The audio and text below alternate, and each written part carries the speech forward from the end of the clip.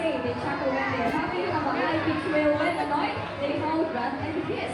They also have unusual hind feet, so they can turn them backwards and move them from the tree and first. Just like that.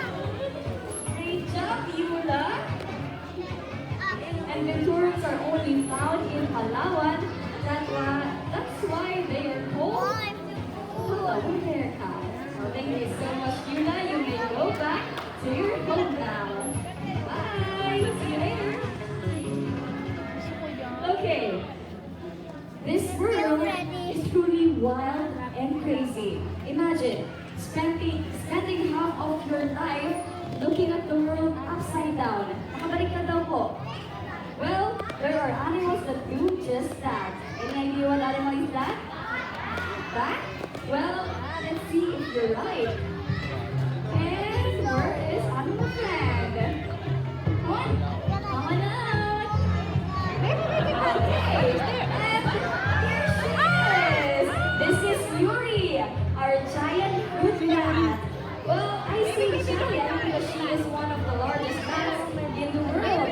When she's full grown, she'll have a 5 feet wingspan. She has 5 toes on each foot and 4 fingers on those delicate, stretchy wings. Her thumbs stick out so she can move along their branches. Now, everybody's wondering, why do bats hang upside down? Any idea? Maybe so cute. Well, there are a couple of reasons.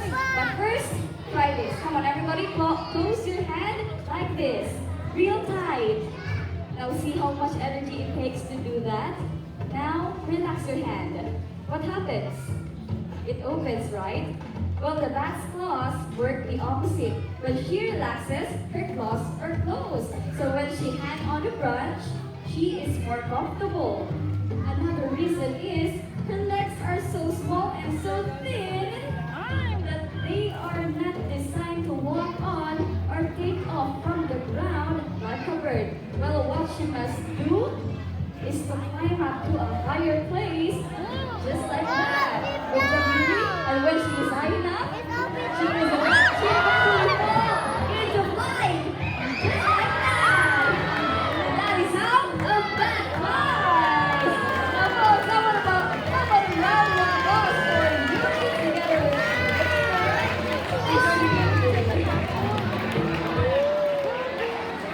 Okay, do you want to see more?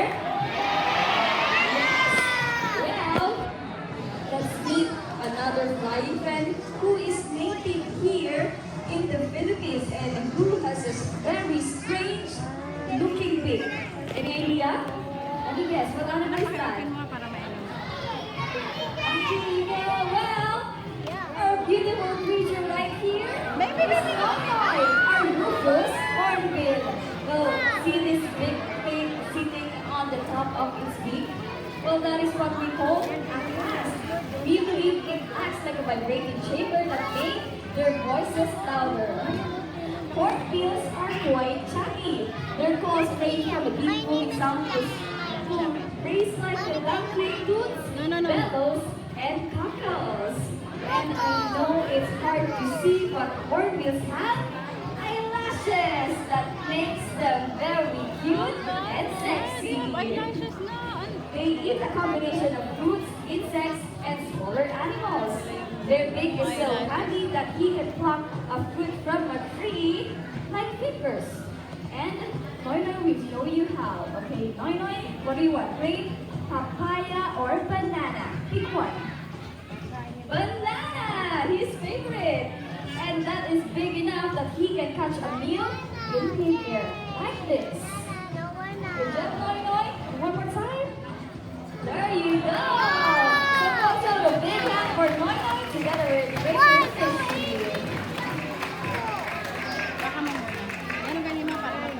The next animal that I'm going to introduce to you is one of my favorites. But it is feared by many humans for no good reason. I don't know why. Now, any idea what animal is that? Snake. Yes, it is a snake. To be specific, it is a reticulated python. The world's longest snake. It grows up to 10 meters long. But it is not venomous and not aggressive. So if you find a python, just leave it alone because it will get out of the way as quickly as it can. Really? Huh? No. Let me excuse me for a while. Nagka-drama na na.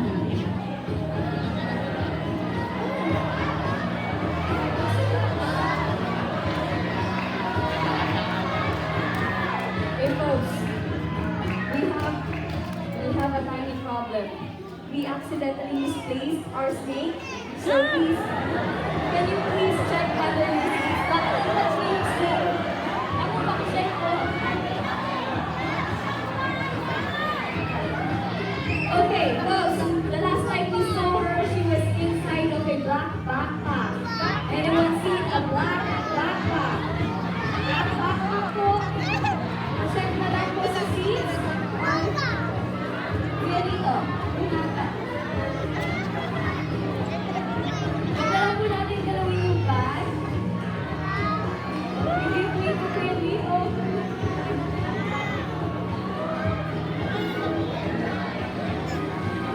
Thank you so much. Hey, bakit bukas yung bag? Did somebody open the bag? Bukas po yung bag. Wala po dito yung seat. Ako pakicheck na lang po ulit yung seats.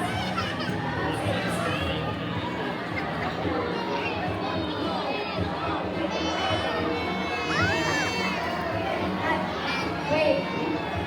You can now take your seats. The snake is in the bag. Huwag na tutulog lang po pala siya. Okay. Take your seats. You can take your seats now. Are you ready to meet my friend? Are you ready to meet her? Okay, now meet my friend.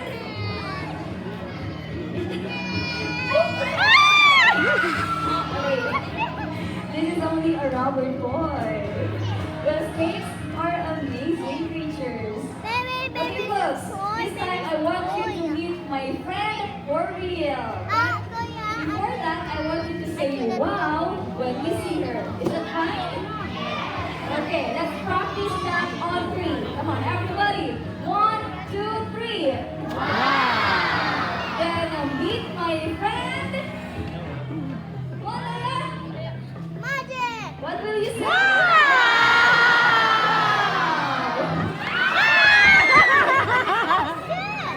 So this is Leia. Now just like any other snakes, Leia here has some very special features. Like this.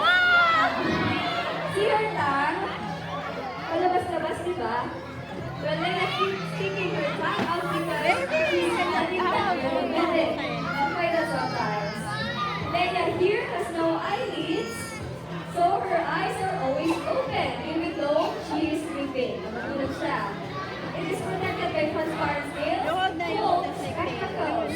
And see this beautiful pattern on her skin? This helps her blend perfectly with her environment, just like a tree branch. Can you help me out, Priya? Okay, just like a tree branch, right here. Now folks, I have a question for you. Are snakes slippery and slimy or smooth and dry? Smooth and dry. Okay, gano'n na lang. Kung says it is slippery and slimy. Raise your hand. 14 now. How about smooth and dry? Sino yung sabi smooth and dry? Oh, 23. How about I don't know? Be honest, sino yung okay. Gano'n na lang. Why don't we choose a brave volunteer from the audience to find out? Okay, the brave volunteer? I think we already have one. Ako gusto ko ita. Right there. Okay. Hello there, ma'am. Good afternoon. Welcome to Wild World Show. What's your name, ma'am? Jenny. Miss Jenny, are you afraid of snakes? Medyo. Maybe we can help you get over with that fear. Okay, ma'am? Don't worry. Mabait ito si Leia. We will play a little game. Now, all you have to do is follow my instructions. Okay? Now, first, you have to touch Leia's tail just like this. Come on. Just touch it.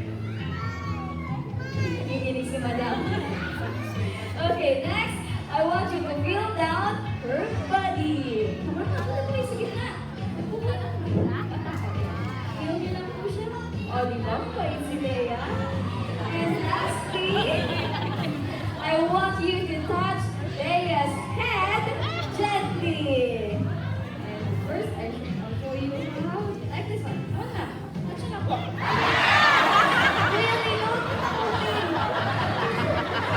One more time na. One. Yan lang.